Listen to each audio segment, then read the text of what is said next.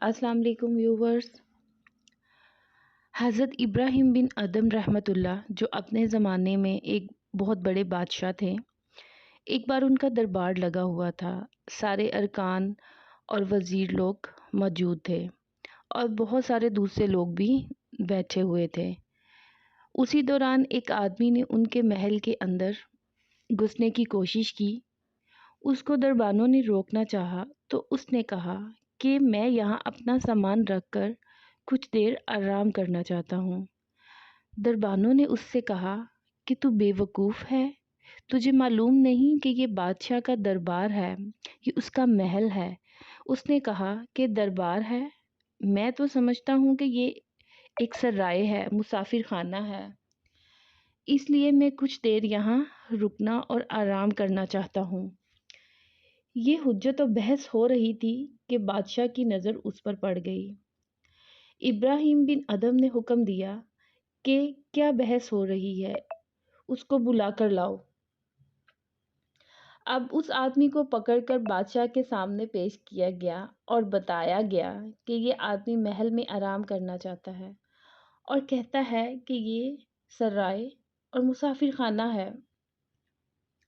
बादशाह ने उससे मुखातिब होकर पूछा कि क्या किस्सा है, तो उस आदमी ने कहा, ये सराय है, इसमें मेरा भी हक है जैसा कि आपका हक है। आप यहाँ रह सकते हैं तो मैं क्यों नहीं रह सकता? मैं मुसाफिर हूँ, आराम करना चाहता हूँ। बादशाह ने कहा कि ये एक सराय नहीं है और ना ही मुसाफिर खाना है, ये मेरा महल है।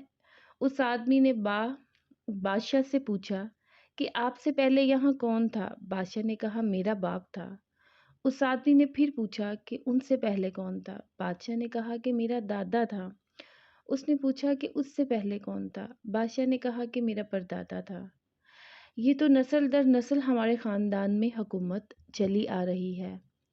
उस आदमी ने कहा कि मैं यही तो कहना चाहता हूँ कि कभी तो यहाँ आपका परदादा था, कभी आपका दादा था, कभी आपका बाप था और अब आप हैं। कल आप भी नहीं रहेंगे, कोई और इस जगह आ जाएगा। कोई आता है तो कोई जाता है, उसी का नाम तो सराय है, मुसाफिर खाना है। ये कहकर वो आदमी गायब हो गया। ये दरअसल अल्लाह का फरिश्ता था जो बादशाह की इस्लाह के लिए भेजा गया था। अब बादशाह परेशान हो गया, उसकी बातों पर गौर करने लगा कि वाकई ये दुनिया है, मुझसे भी छूट जाएगी जैसे मेरे बाप से छूट गई और मेरे दादा से छूट गई। सब छोड़कर चले गए। कैसे कैसे बादशाह वक्त आए, मगर सबको सल्तनत छोड़कर जाना पड़ा। ऐसे ही एक दिन मैं भी चला जाऊंगा।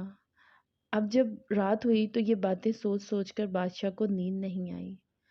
बिलाखिर उसने ये फैसला किया कि इससे पहले कि ये दुनिया मुझे छोड़ दे, मुझे दुनिया को छोड़ देना चाहिए, यानी अपने मालिक और खालिक की खिदमत में लग जाना चाहिए।